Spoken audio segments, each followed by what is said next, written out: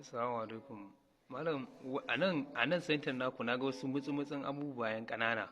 Kamar misali wannan menene wani abu haka kamar decoder na ga shi dan karami Dell.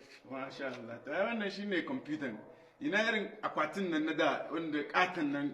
To ai su ne wayan yanzu ga koma haka. Kuma ga masifan gudu. Ga gudu sosai, ga saurin aiki, ga RAM, ga space da yawa. Kuma su muke amfani da su a nan.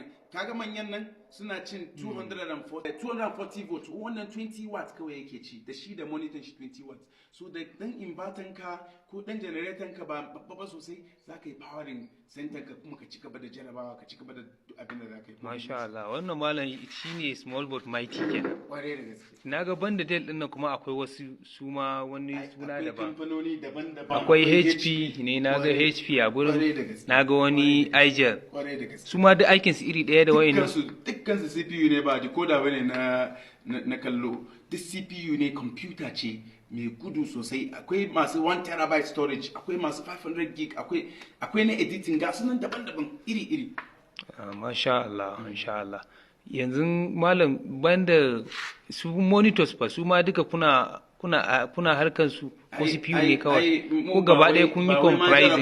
Ba kadai muna da shaguna cikin gari wurin da muke sai da su. Yanzu a garin nan mu muke kawo wa'innan dan su yamarai sun fi sabawa da bula-bulan nan manya-manya nan wanda suke kattin nan masu jan wuta sosai. So mu kuma muka je muka fara kawo wa'innan, alhamdulillah, kuma suna shiga, mutane na amfani da shi, ana siya gari kaga mun tura nan garin alhamdulillah.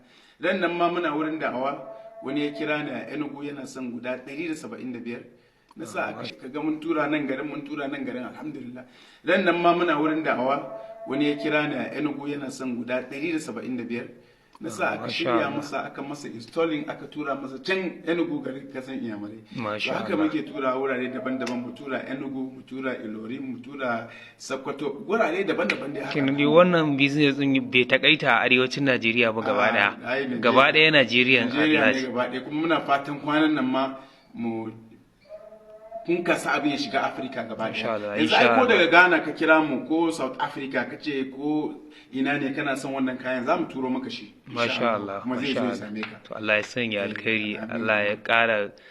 To jama'a gashi nan dai yadda kuke gani, ga center ya ganin idan ku, ga computers din, ga CPUs din yan mutsi-mutsi ba tare da occupying space ba, ƙanana komai kuma masha Allah za su yi maka abinda fiye da ma abinda manyan suke yi. Ga minimizing space, ga wuta ya ja shi dan kaɗan. To jama'a dai sai kun zo, wannan abubuwan kaɗan ma daga ciki. Alhamdulillah, mun gode wa Allah da ya ba mu sana'a ta kwamfuta, kuma tun 2014 muka fara yin CBT. Mun gode wa Allah tabaraka ta'ala wanda ya ba mu ikon fara wannan. Ta'ala kuma yanzu zamu gani kowa gama finish successfully. Muna kira ga wayanda suke dama su ma su bude. In ka je cocina da yawa za ka ga cewa sun bude CBT, suna da wurare na yin jarabawa, amma mu namu na da karanci sosai.